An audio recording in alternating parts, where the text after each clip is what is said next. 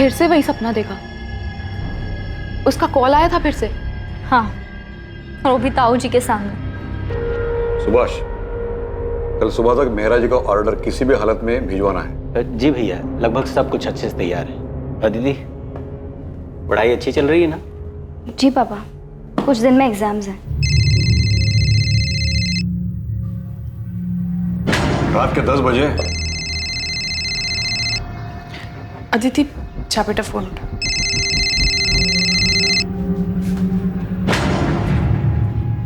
Hello hello. नहीं नहीं नहीं, कुछ नहीं चाहिए हमें। मैंने कितनी बार बोला है, और आप प्लीज इतनी रात को कॉल मत कीजिए। अदिति, 1 महीना हो गया है अब। हर बार नए नए लैंडलाइन नंबर से कॉल्स आ रही हैं। और कितने नंबर ब्लॉक करेगी यार तू? लेकिन सिया। लेकिन क्या अदिति, शक्ल देख अपनी, हवाइयाँ उड़ी हुई हैं, रात को चैन से सो तक नहीं पाती है। ऐसा कब तक चलेगा यार? किसी और से नहीं तो एटलीस्ट अपने पापा से तो शेयर कर। हाँ बिल्कुल, ताकि वो सीधा जाकर ताऊ जी को बता दे, और फिर मेरी पढ़ाई, कॉलेज सब बंद। तो ताई जी को ही बता देना। नहीं बता सकती यार सिया। ताई जी और पापा को कोई बात पता हो और वो ताऊ जी को जाकर ना बताएं, ऐसा हो ही नहीं सकता। घर पे एक सामान यहाँ से वहाँ नहीं होता उनकी मर्जी के बिना। तो समझ नहीं रही यार, ये कमीना कॉलर हो कौन सकता है? मैं बता रही हूँ अदिति, ये कॉलेज का ही कोई लड़का है। सॉरी। क्या यार प्रतीक, 4 आंखें दी उसके बाद भी देख के नहीं चल सकता? I am sorry Aditi. Siya, it's okay Prateek, चुप कर सिया। क्यों डांट रही थी बेचारे को? शेक्सपियर ने कहा है, we know what we are and know not what we may be. मतलब हम खुद को जानते तो हैं मगर पहचानते नहीं। वक्त और हालात उसे उसकी पहचान देते हैं, क्योंकि हालात की आंधी इंसान के इस बनावटी मुखौटे को उठा देती और उसे खुद से रूबरू कराती। अरे क्लास का समय हो गया, बाकी का ड्रामा क्लास में। चलें? अदिति, तुमने अभी तक अपना असाइनमेंट सबमिट नहीं किया? सर वो तुमने आज तक कभी लेट सबमिशन नहीं किया और इस बार तुम 4 दिन लेट हो। क्या हुआ, कोई प्रॉब्लम है? हाँ सर, एक्चुअली प्रॉब्लम तो है। नहीं नहीं सर, कोई प्रॉब्लम नहीं है। मैं 2 दिन में अपना असाइनमेंट सबमिट कर दूंगी। आर यू श्योर कोई प्रॉब्लम नहीं है? नहीं सर, कोई प्रॉब्लम नहीं है। Sorry for the delay. Okay.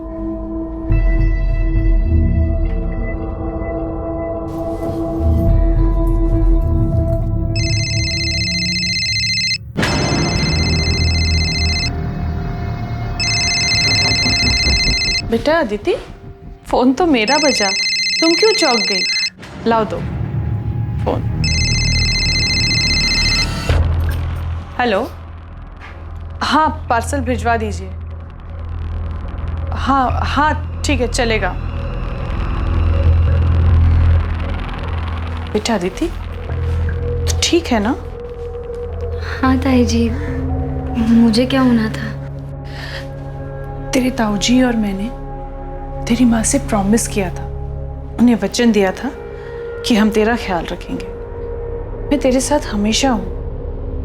बस 3 साल पहले इस घर में जो गलती हुई थी वो तुम मत दोहराना। नहीं ताई जी, मैं ऐसा कुछ नहीं करूँगी।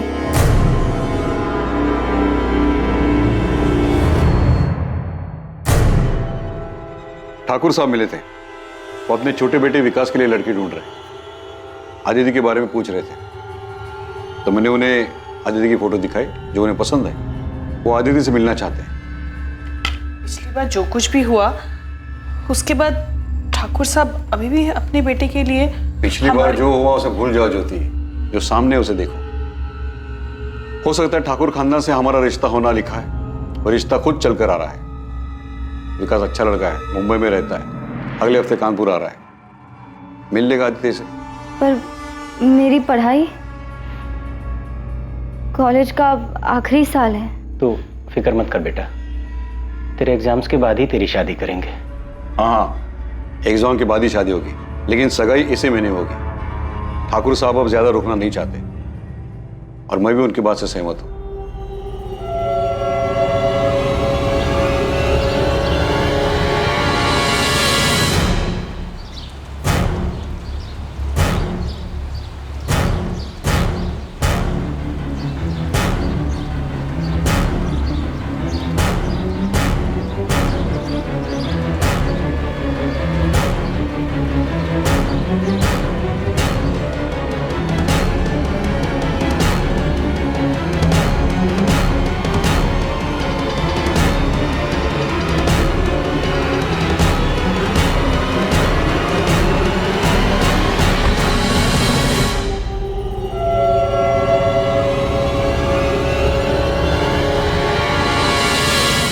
तू जानती तो है ताऊ जी के साथ कोई बहस नहीं कर सकता।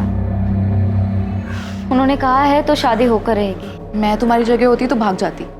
ये सब कहना आसान है, और वैसे भी किस्मत में जो लिखा है वो उससे कौन भाग सकता है। प्रतीक, यहाँ क्या कर रहे हो? सर वो नोटिस, ये नोटिस 1 महीना पुराना है, आप पढ़ रहे हो उसे? तो वो मैंने देखा नहीं था। चलता हूँ सर मैं।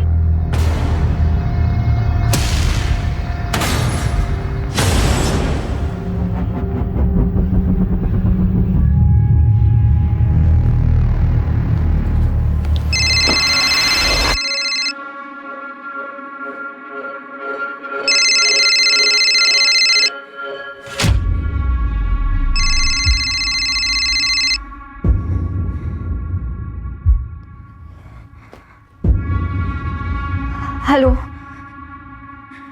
हेलो हेलो, कौन बोल रहा है? कुछ बोलते क्यों नहीं? क्यों परेशान कर रहे हो मुझे? अदिति, तुम सिर्फ मेरी हो। मैं तुम्हारी शादी किसी और से नहीं होने दे सकता। कौन हो तुम? Hello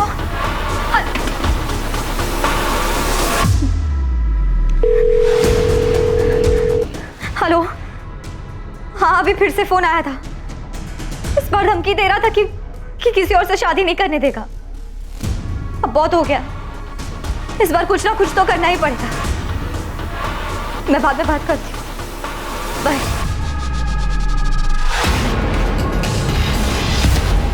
horror is the removal of mask, यानी कि अक्सर हर मुखौटे के पीछे की सच्चाई डरावनी होती है। और यह बात काफी हद तक सच है, क्योंकि ज्यादातर लोगों की असल शख्सियत, उनकी मंशा, उनके ऊपरी चेहरे एक मुखौटे के पीछे छिपे रहते हैं। प्लैंक कॉल्स करना, किसी का पीछा करना, गुमनाम संदेशे भेजना, ये सभी अलग अलग तरीके हैं किसी को परेशान करने के, जिनका इस्तेमाल सिर्फ कायर लोग करते हैं, क्योंकि वो सबके सामने अपना असल चेहरा दिखाने से डरते हैं। 22 वर्षीय अदिति रावत भी पिछले 1 महीने से ऐसी ही परेशानी से गुजर रही थी, और काफी दिनों तक नजरअंदाज करने के बाद उस दिन अदिति ने आखिरकार मदद मांगने का फैसला किया। क्या समय रहते अदिति को मदद मिल पाएगी, या फिर उसने मदद मांगने में बहुत देर कर दी?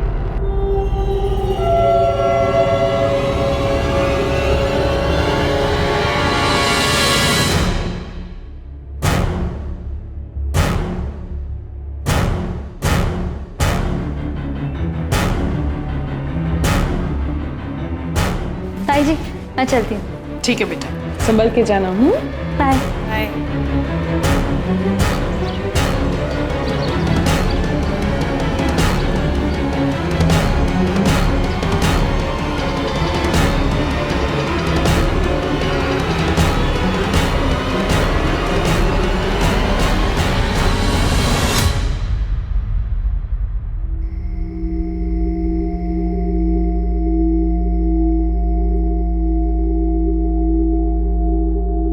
कॉलेज तो 5 बजे ही बंद हो गया था। पूरी कॉलोनी में देख के आ गया। पता नहीं ये अदिति कहाँ चली गई। भाभी, वो अदिति की सहेली है ना, सिया, उसका नंबर है क्या आपके पास? नहीं, मेरे पास तो नहीं है उसका नंबर। अरे वो कोई बच्ची नहीं है जो राह चलते खो जाए। शायद हमने उसे ज्यादा आजादी देकर कुछ गलती की है। ये आप कैसी बातें कर रहे हैं? मैं अदिति को अच्छे से जानती हूँ, वो ऐसा कुछ भी नहीं करेगी। 3 साल पहले भी हम सब लोग यही कह रहे थे। आप कहाँ की बात कहाँ लेके जा रहे हैं?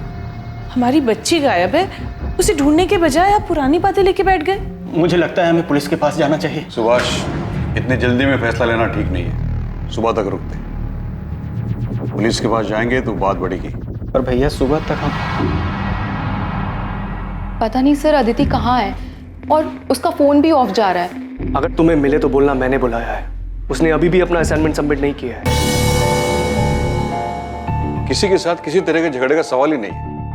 हम तो गारमेंट मैन्युफैक्चरर है, सीधा साधा कारोबार है। आप लोगों के पास अदिति के किसी दोस्त का नंबर कैसे नहीं? कभी जरूरत ही नहीं पड़ी सर। दरअसल मेरी बेटी बहुत सीधी सादी है, उसके कोई खास दोस्त भी नहीं है। बस पढ़ाई करती रहती है, घर से कॉलेज, कॉलेज से घर, इसके अलावा कहीं आना जाना नहीं होता। पर इस बार कहीं तो गई है वो। वैसे वो कॉलेज कैसे आते जाती थी? मतलब खुद की गाड़ी थी? नहीं सर, ऑटो से आती जाती थी।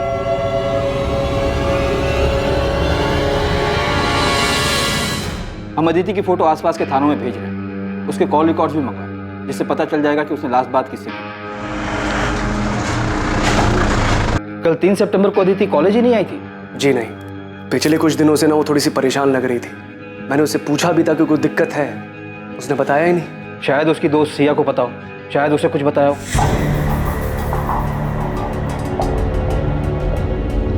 सिया, अदिति कल से मिसिंग है। अगर तुम इसके बारे में कुछ भी जानती हो तो बेझिझक होकर इंस्पेक्टर साहब को बताओ। सर, अदिति को पिछले 1 महीने से ब्लैंक कॉल्स आ रहे थे। क्या? हाँ सर, और उसने इस बारे में अपने घर पे किसी को कुछ भी नहीं बताया था, क्योंकि उसके घर वाले बहुत पुराने ख्यालात के हैं। पर सिया, जब मैंने तुम लोगों से पूछा था कि ऐसी कोई दिक्कत है तो कम से कम मुझे तो बताना चाहिए था ना। सिया, कोई अंदाजा ऐसा कौन कर सकता है? कॉलेज का कोई हो सकता है? हाँ सर, मुझे भी ऐसा ही लगता है। इनफैक्ट मैंने अदिति को कई बार बोला था कि कोई कॉलेज का ही होगा। तुम उसकी दोस्त हो, हमेशा उसके साथ रहती हो। कुछ तो नोटिस किया होगा तुमने कि अदिति को कोई लड़का लाइक करता हो, उसके आसपास घूमता हो। नहीं सर, अदिति ज़्यादा लड़कों से बातचीत नहीं करती थी। इनफैक्ट वो किसी से भी ज़्यादा बातचीत नहीं करती थी। विनीत जी, मुझे क्लास के सारे स्टूडेंट से बात करनी होगी, शायद उन्होंने कुछ देखा हो, और क्लास के सारे स्टूडेंट की नेम लिस्ट चाहिए होगी मुझे। जी। सिया, अदिति कॉलेज कैसे आती जाती थी? ऑटो में? वैसे तो ज़्यादातर लोग ऑटो से ही आते जाते हैं, लेकिन मैंने अदिति को कई बार प्राइवेट टैक्सी करते हुए देखा है।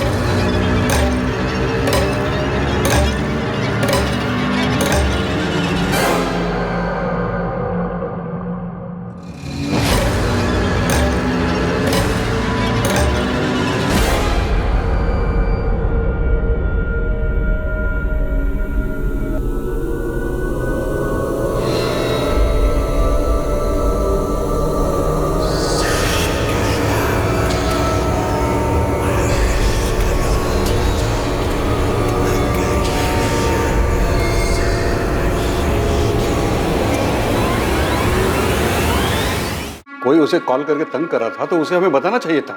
मेरी गलती है, मैं ही शायद उसका ठीक से ध्यान नहीं दे पाया। मैंने देखा था जब भी उसका फोन बजता था वो चौंक जाती थी। मुझे लगा शायद वो अपनी। आप कह रहे थे कि आप अदिति के कॉल रिकॉर्ड्स निकलवाने वाले हैं, उससे कुछ पता चला? कॉल रिकॉर्ड कल तक आएंगे जगमोहन जी। तब तक हम आपके घर के आसपास चलने वाले ऑटो और टैक्सी वालों से बात कर रहे हैं, लेकिन अभी तक अदिति को किसी ने पहचाना नहीं है। वैसे अदिति की फ्रेंड सिया का कहना है कि वो अक्सर प्राइवेट टैक्सी से आती जाती है।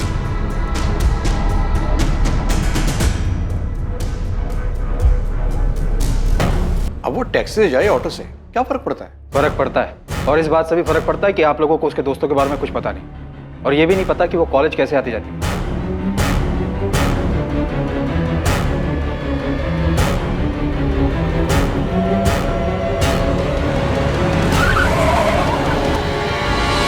हमारी गलती है, पर वो ब्लैंक कॉलर वाली बात से मुझे बहुत डर लग रहा है। आप प्लीज मेरी बेटी को ढूंढ दीजिए। सर, अदिति राउत के कॉल रिकॉर्ड्स आ गए सर। और सर, अदिति के फोन पे आखिरी कॉल जिस नंबर से आया था वो फिलहाल स्विच ऑफ है, किसी शाहिद बेग का है, और दोनों में काफी बातचीत होती थी सर। शाहिद बेग?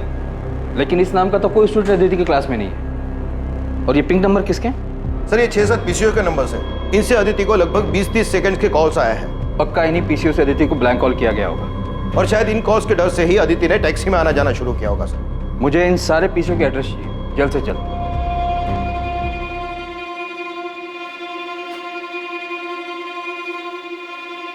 सुभाष, मैं जानता हूं तुम पर क्या बीत रही है। मेरा रवैया सख्त है, इसका यह मतलब नहीं कि अदिति की मुझे परवाह नहीं है, और मेरी भी तो बच्ची है। गलती मेरी है भैया, मैं उसे समझ नहीं पाया। उसकी माँ की मौत के बाद मुझे उसका ज्यादा ख्याल रखना चाहिए, उसे बोलने तक का मौका नहीं दे। अगर ऐसा करते तो शायद वो उन ब्लैंक कॉल्स के बारे में बता देते। मैंने शायद उसे पहचानने में भूल कर दी, उस पर शक किया। मुझे लगा वो भी हमें धोखा देकर भाग गई, लेकिन मैं किसी भी हालत में उसे घर वापस लाकर ही रहूंगा। तब ये रोड का पीसीओ है। अब 4 घंटे पहले कौन आके गया मुझे याद नहीं है। हाँ साहब, सीसीटीवी लगवाया ना, आजकल क्या मालूम कब जरूरत पड़ जाए। ये तारीख है, इस टाइम के बीच के सारे सीसीटीवी फुटेज चाहिए मुझे सर। 6 पीसीओ में से सिर्फ 2 जगह सीसीटीवी, और सर एक पीसीओ से 21 अगस्त को कॉल आया था अदिति को रात को 11:15 बजे, और दूसरे पीसीओ से 31 अगस्त को कॉल आया था रात को 10:35 पर। आई होप हमें वो कॉलर दिख जाए।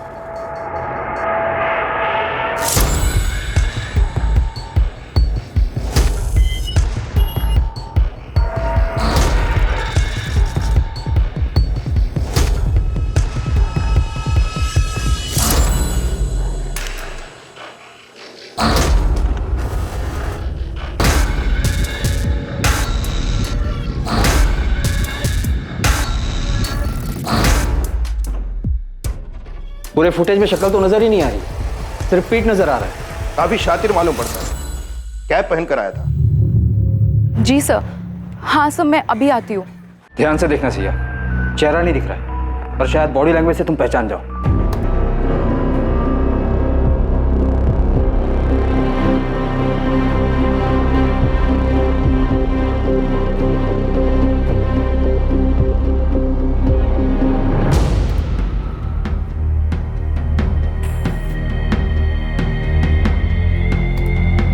सर ये आदमी बार बार अपनी रिस्ट वॉच एडजस्ट कर रहा है। सर ये आदत तो ये आदत हमारे प्रोफेसर विनीत की है। मैं कॉलेज का प्रोफेसर हूँ, कोई सड़क छाप रोमियो नहीं हूँ। आपको क्या लगता है मैं एक लड़की को ऐसे परेशान करूंगा? सर आप लोग गलत कर रहे हैं, मैंने कुछ भी नहीं किया, फिर आप मुझे कैसे लेकर आ सकते हैं? तुम्हारे फोन के लोकेशन डिटेल्स देखे हमने। अदिति को जिस पीसीओ से जिस टाइम पर ब्लैंक कॉल किया गया, उसी जगह उसी टाइम तुम्हारा फोन भी मौजूद था। सर ऐसा हो ही नहीं सकता, मैं हमेशा अपना फोन घर पे।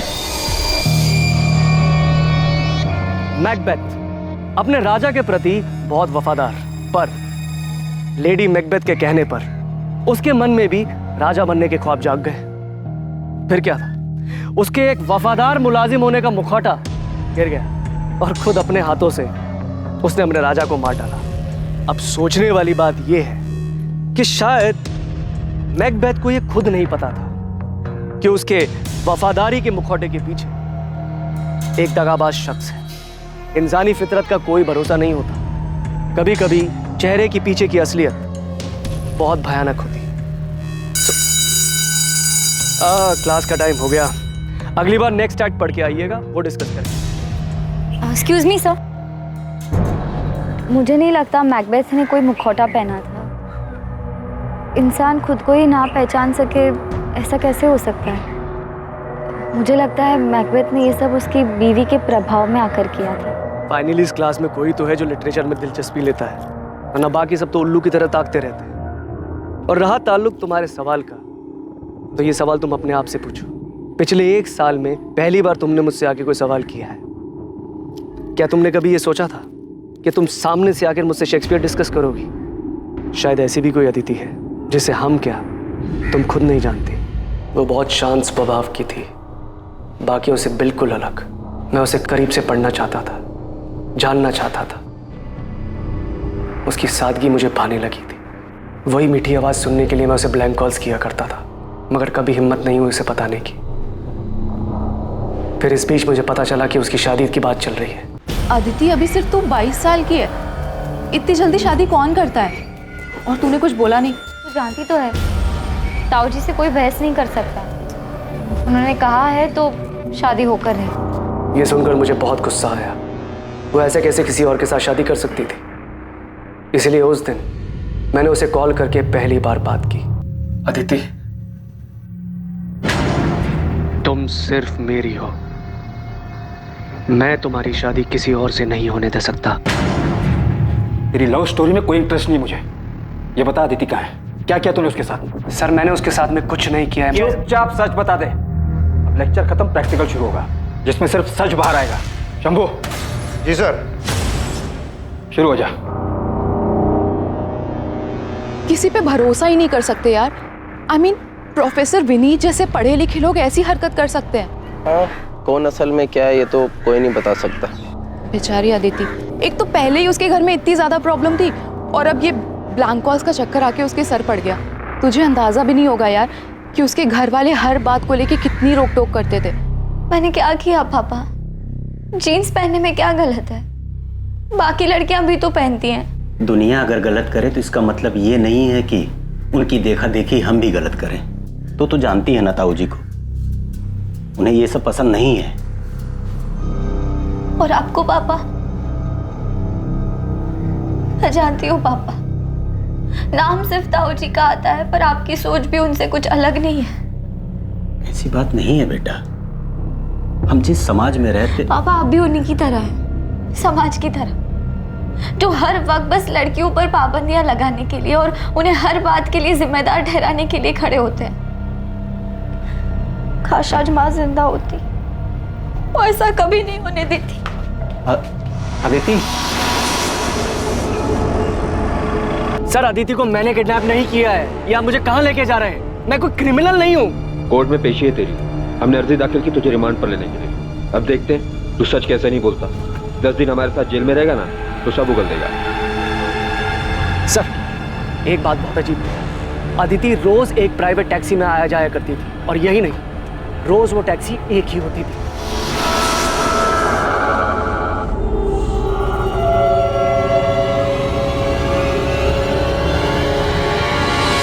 प्राइवेट टैक्सी, मालिक सबका एक है।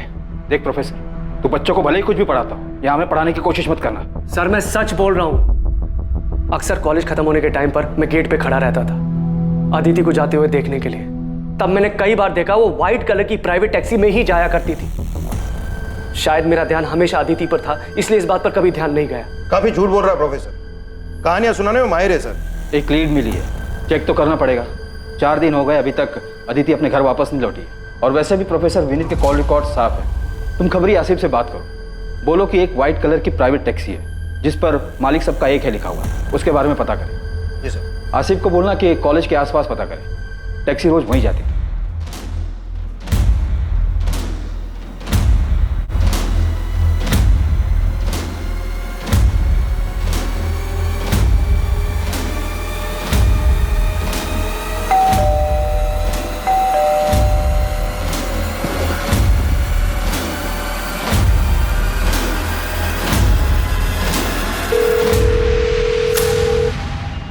हेलो, आप कहाँ हैं?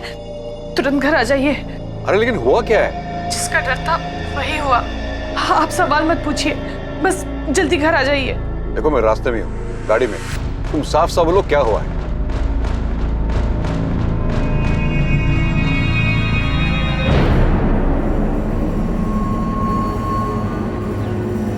सर ये गंगा शंकर टैक्सी मालिक। और ये टैक्सी मेरी है, लेकिन मैं इसे किराए पर देता हूँ। इसका ड्राइवर शाहिद बेग। शाहिद बेग? कहाँ मिलेगा ये शाहिद बेग? अब ये तो पता नहीं, 3 सितंबर को आया था यहाँ, टैक्सी की चाबी वापस कर रहे हैं हमेशा के लिए। सेठ जी आपकी चाबी। ऐसे अचानक क्या हुआ? कोई दिक्कत है? नहीं सेठ जी, बस अब कुछ और करना चाहता हूँ, यहाँ से दूर। दूर मतलब अपने गाँव जा रहे हो? नहीं, मुंबई। ये बोलकर वो चला गया और उसके बाद मेरी उससे कोई बातचीत नहीं हुई सर। शाहिद का कोई एड्रेस है आपके पास? शायद वहाँ से कुछ पता चले। हाँ, शाहिद जिस बस्ती में रहता है वहाँ का एड्रेस है मेरे पास। सर अदिति के फोन पे आखिरी कॉल किसी शाहिद बेग का ही था। ये वही होगा, नंबर क्रॉस चेक करो। अदिति और शाहिद में देर रात तक लंबी बातें होती थी, पर यह समझ में नहीं आ रहा है कि अदिति एक टैक्सी ड्राइवर से इतनी क्यों बात करेगी। साहब ये रहा शाहिद का पता हुआ, उसका फोन नंबर।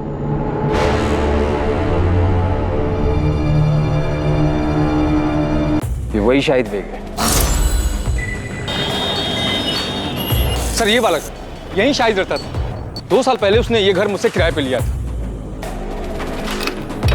आइए सर।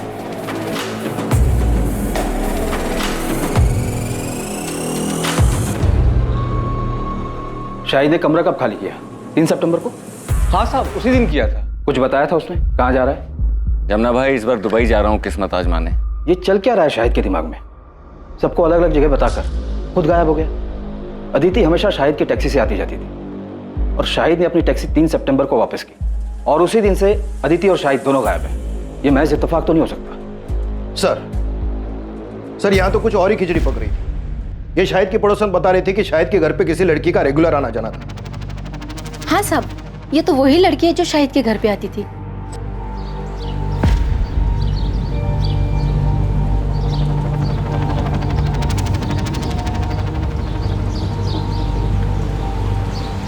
सब ये लड़की का और शाहिद का चक्कर चल रहा था। पर सब एक बात बोलूं, ये दोनों साथ में बहुत खुश दिखते थे, और ये लड़की तो शाहिद को बहुत प्यार करती थी। सब खुशी खुशी उसके घर का सारा काम कर लिया करती थी।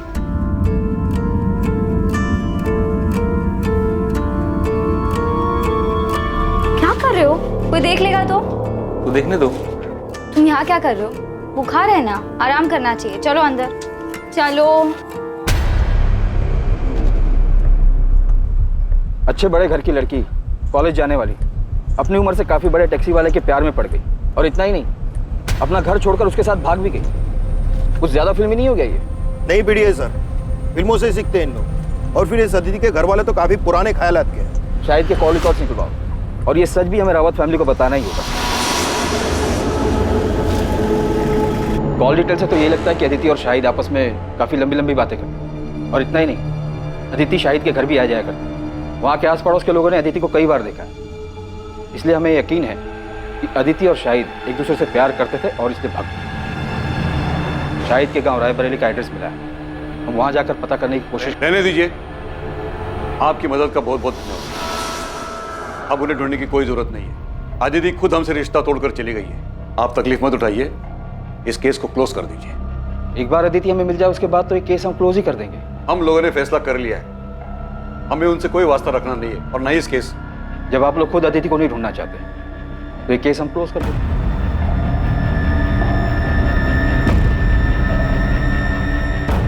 अदिति का मिसिंग केस अचानक ही एक अनदेखे मोड़ पर आकर थम गया। अदिति ने अपने घर वालों को छोड़ने का फैसला लिया और बदले में उसके परिवार वालों ने अदिति के लिए भी वही फैसला लिया, अदिति को छोड़ने। लेकिन सच इतना सरल नहीं था और कुछ ही दिनों बाद सामने आने वाली एक दुर्घटना का कोई भी अंदाजा नहीं लगा सकता था।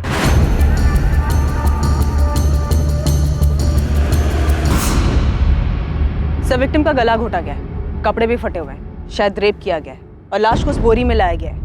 लड़की गांव की रहने वाली नहीं लगती है। मैंने आसपास के लोगों से पूछा, इसकी फोटो भी दिखाई, लेकिन कोई पहचान नहीं पाया। डेड बॉडी को पोस्टमार्टम के लिए तो भेजिए दो, इसकी फोटो भी आसपास के थानों में भेज दो, शायद वहां से आइडेंटिफाई हो जाए।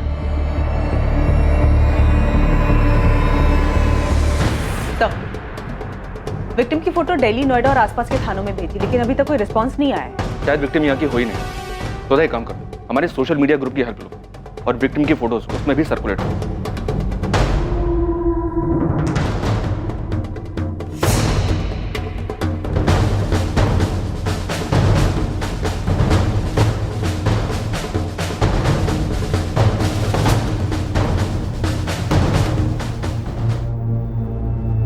सोनाली, अरे कहाँ हो भाई? लेट हो रहा है यार, मुझे जल्दी लाओ। हाँ बस 5 मिनट, आपका टिफिन रेडी है।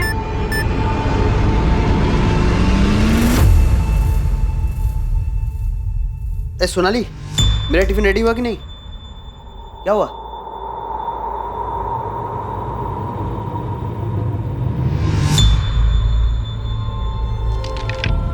डेथ गला दबाने की वजह से हुई है। रेप? विक्टिम सेक्सुअली एक्टिव थी।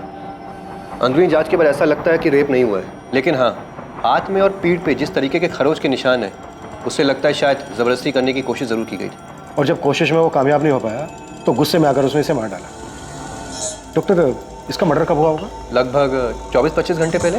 24-25 घंटे पहले, मतलब 11 सितंबर की रात को।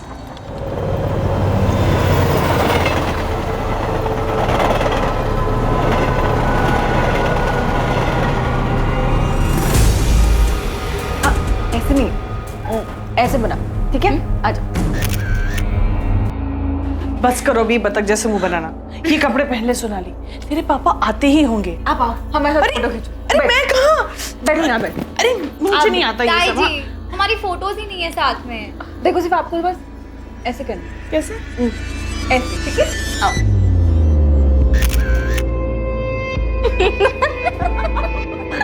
बहुत शैतान हो गया तुम। दीदी, अगली बार ना अब ताई जी के लिए भी ऐसी ड्रेस लेके आना। चुप बेशरम। आओ, एक और फोटो।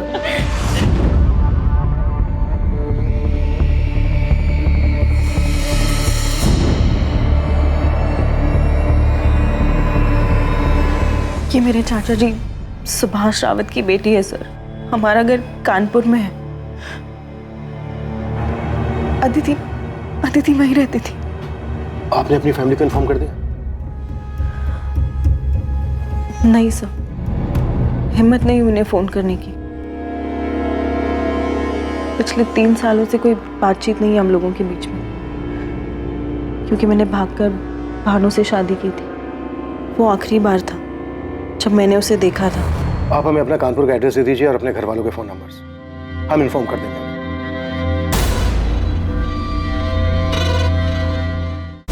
सुभाष, ये जमीन बहुत अच्छी जगह पर है, जहां हम बड़ा कारखाना बनवा सकते हैं, जहां कपड़े स्टोर करे जाएंगे, और ये हमारे फैक्ट्री से ज्यादा दूर भी नहीं है।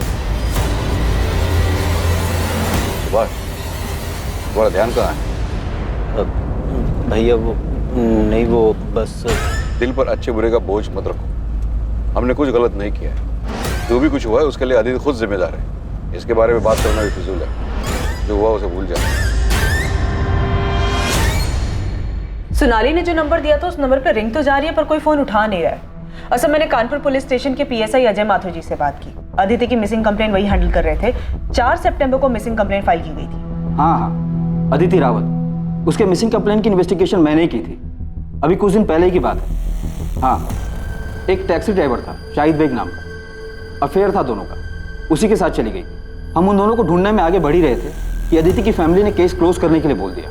सुधा, तुम तुरंत कानपुर के लिए निकलो और अदिति की फैमिली से मिलो। तब तक हम यहाँ सोनाली से बात करके देखते हैं, शायद उसे शाहिद के बारे में कुछ पता हो। Okay sir. सर, ये अदिति और शाहिद की जोड़ी थोड़ी अजीब नहीं है? अदिति एक अमीर लड़की है, शाहिद एक टैक्सी ड्राइवर। सोचने वाली बात यह है कि इन दोनों का मेल हुआ कैसे? आखिर अदिति को शाहिद से प्यार कैसे हुआ? उन दोनों में आखिर क्या मेल हो सकता था? इंसान के मन मंशा की कोई वजह नहीं होती। इस प्रेम कहानी में भी कुछ ऐसा ही हुआ।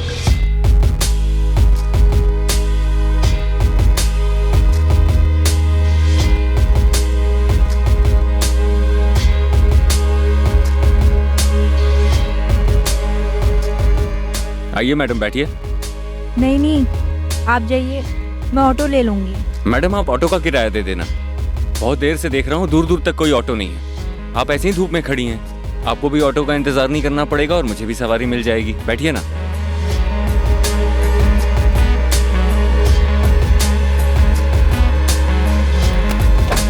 ये उनकी पहली मुलाकात थी। मतलब तुम अदिति के रेगुलर टच में थे? हाँ सर, अभी इसी साल हमारी बातचीत शुरू हुई थी।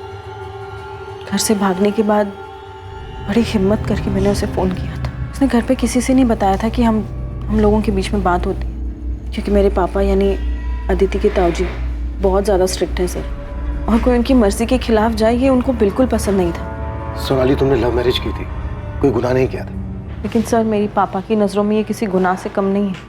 अदिति एक पढ़े लिखे रईस परिवार से थी। ये समझ में नहीं आ रहा है कि वो एक टैक्सी वाले के प्यार में कैसे आ गई। सर, ये बात मुझे भी बहुत अजीब लगी थी। मैंने पूछा भी था उससे सर। दीदी, शाहिद भी अक्सर यही कहता है कि रूप की रानी सड़कों के राजा की लव स्टोरी है हमारी। मुझे यकीन है कि हमारा मिलना लिखा था। और रही बात मजहब जात पात के भेद की, तो मैं ऐसी ओछी बातों में विश्वास नहीं रखती। मैं जात पात की बात नहीं कर रही हूँ अदिति।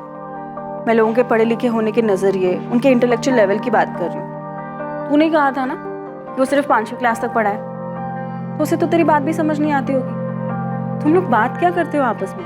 बातें करने के लिए इंटेलेक्चुअल लेवल की नहीं, बस इंसान में थोड़ी सी दिलचस्पी दिखाना ही काफी होता है।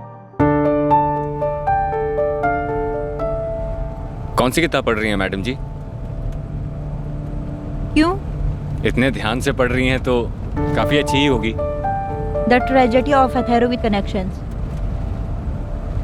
अरे बाप रे, इतना बड़ा नाम! मैं तो ये नाम याद करने गया तो पूरा हफ्ता लग जाएगा।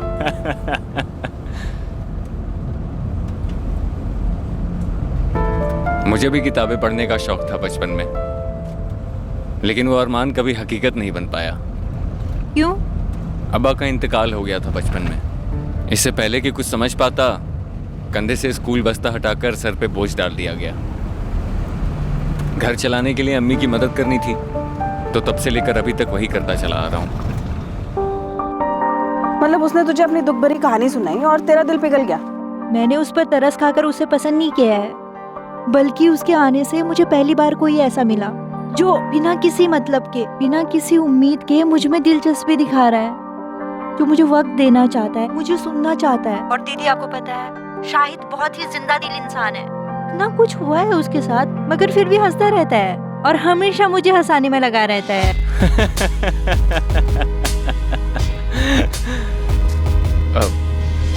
सॉरी मैडम, वो एक बात याद आ गई।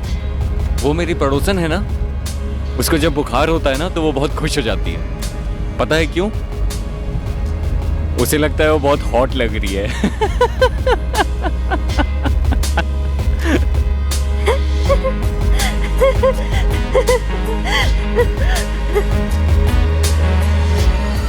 टैक्सी में आते जाते दोनों के बीच प्यार हो गया और बात यहाँ तक आगे बढ़ गई कि दोनों ने भागकर शादी कर ली। सर, यही बात मुझे भी परेशान कर रही थी। और मुझे नहीं लगा था वो घर से भागकर शाहिद से शादी कर लेगी। क्यों? ऐसा क्या हुआ?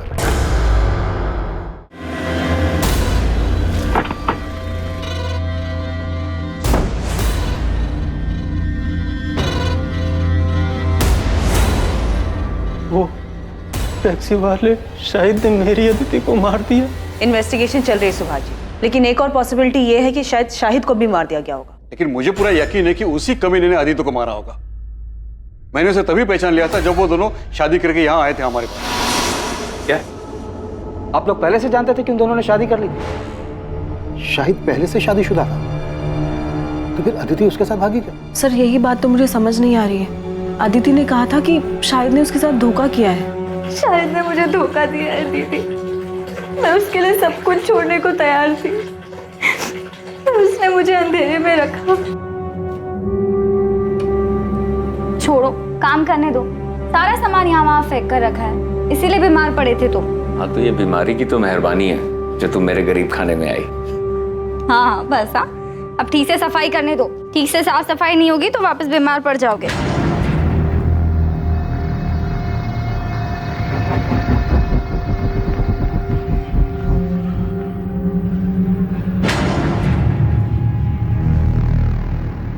अतिथि मेरी बात सुनो, जो तुम सोच रही हो ना वैसा बिल्कुल नहीं है। मुझे कुछ नहीं सुनना। मैंने पहली बार किसी पर भरोसा किया, दिल से सच्चा प्यार किया, और तुमने बदले में मुझे क्या दिया? तुमने मेरा भरोसा तोड़ दिया। अदिति सुनो, मेरी बात सुनो। अदिति, अदिति। पिछले 1 महीने से मेरी अदिति से बात नहीं हो पाई थी सर, इसीलिए इस सब के बाद उन दोनों के बीच क्या हुआ मुझे नहीं पता सर। पर अदिति की बातों से ये जरूर लगता था कि वो शाहिद से बहुत ज्यादा प्यार करती है। कौन सा प्यार? साफ साफ दिख रहा है कि उसने अपनी चिकनी चुपड़ी बातों में अदिति को फंसाया और भगाकर शादी करके ले आया हमारे पास। उसने सोचा कि शादी करेंगे तो हम कुछ बोलेंगे नहीं और वो घर जमाई बन के बैठेगा। कब आए थे यहाँ मिलने के लिए? गायब होने के 5 दिन पहले। मतलब 8 सितंबर को? जी, अदिति आशीर्वाद लेने आई थी शाहिद के साथ। मेरी तो कुछ समझ में नहीं आया, इसलिए मैंने तुरंत इन्हें फोन किया। देखो मैं रास्ते में हूँ, गाड़ी में। तुम साफ साफ बोलो क्या हुआ है? अदिति आई है शादी करके। मुझे तो कुछ समझ ही नहीं आ रहा था कि मैं क्या करूं। अदिति, ये सब क्या नाटक है? क्या चल रहा है? ये कौन है लड़का? जी मैं शाहिद बेग, टैक्सी चलाता हूँ। हम दोनों एक दूसरे से बहुत प्यार करते हैं और नई जिंदगी शुरू करने से पहले आप लोगों का आशीर्वाद चाहते हैं। मैं आपसे वादा करता हूँ कि मैं आपकी बेटी को बहुत खुश रखूंगा। पापा प्लीज एक बार मेरा साथ दे दीजिए पापा।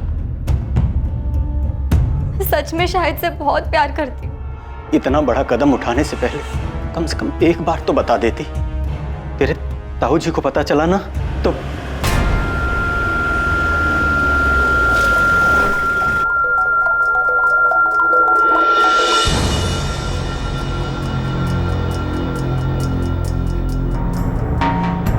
सुभाष, इनसे कह दे यहां से चले जाए।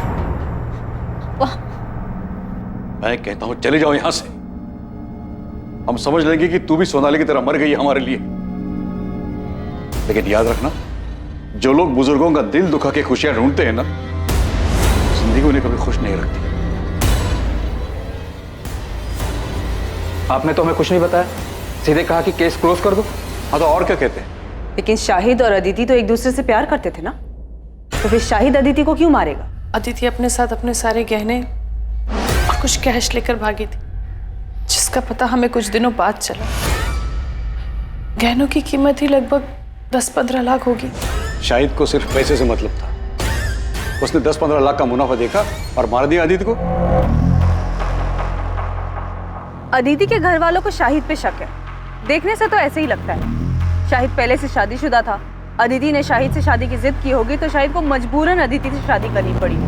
लेकिन सुधा, हम ये नहीं जानते कि खुद शाहिद सही सलामत है भी या नहीं। ऐसा ना हो कि उसकी लाश भी कहीं जंगल में ही कहीं पड़ी हो सकता है कि अदिति के परिवार वालों ने दोनों को मरवा दिया। आपको ऐसा क्यों लगता है सर? ऐसा हमें नहीं, अदिति के ताऊ जगमोहन की सगी बेटी सोनाली को लगता है, क्योंकि उसके साथ भी कुछ ऐसा ही हुआ था। सर, जब मैं और सोनाली घर से भागे थे तब इनके पापा ने हमारे पीछे गुंडे भी भिजवाए थे। गुंडे? Yes sir. वो तो हमारी किस्मत अच्छी थी कि हम उनके हाथ में नहीं आए और हम शहर से बाहर भाग गए। सोनाली, तुम्हें सच में ऐसा लगता है कि तुम्हारे पापा अदिति को चोट पहुंचा सकते हैं? यकीन से तो नहीं कह सकती हूँ, लेकिन कल को अगर ऐसी कोई बात सामने आती है तो मुझे हैरानी नहीं होगी सर। और इतना बता सकती हूँ सर कि खानदान की इज्जत और खानदान के बच्चों के बीच अगर किसी दिन किसी मोड़ पे मेरे पापा को किसी एक चीज़ को चुनना होगा तो वो आंख बंद करके खानदान की इज्जत को ही चुनेंगे सर।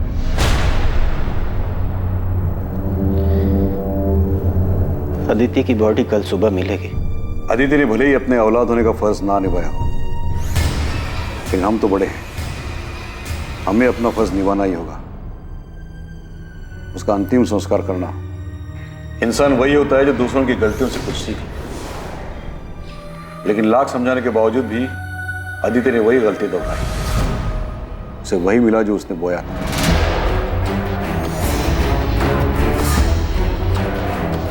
अब आप उसे क्यों कोस रहे हैं? वो तो जिंदा भी नहीं है। जिंदा नहीं है क्योंकि उसने परिवार और इज्जत को छोड़कर एक मक्कार का हाथ थामा था। शरीर की गलती थी, उसको सजा मिल गई, लेकिन आत्मा को मुक्ति मिलना बहुत जरूरी है। इसलिए उसका दाह संस्कार करके हमें अपना फर्ज निभाना है।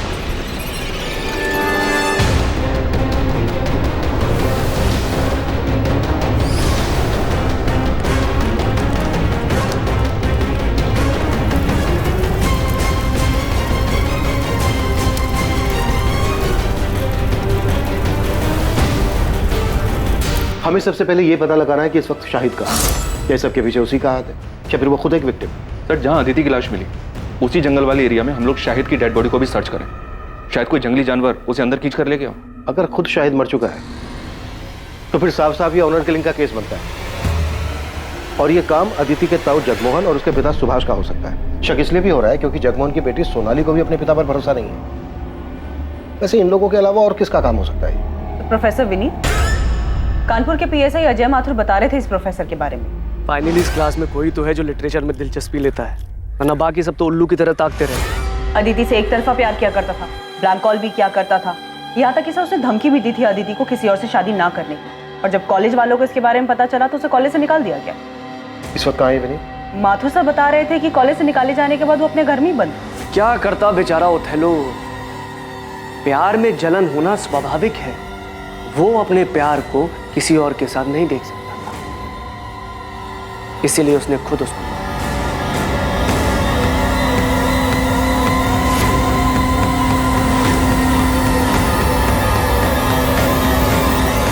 अदिति अपने इर्द गिर्द बंधी बेड़ियों को तोड़कर खुली हवा में सांस लेना चाहती थी। वो अपने मन मुताबिक अपने प्यार के साथ जिंदगी जीना चाहती थी, लेकिन किसी ने उसके सपने के साथ साथ उसे भी मार दिया था। प्यार के नाम पर अदिति की बलि चढ़ाई गई थी।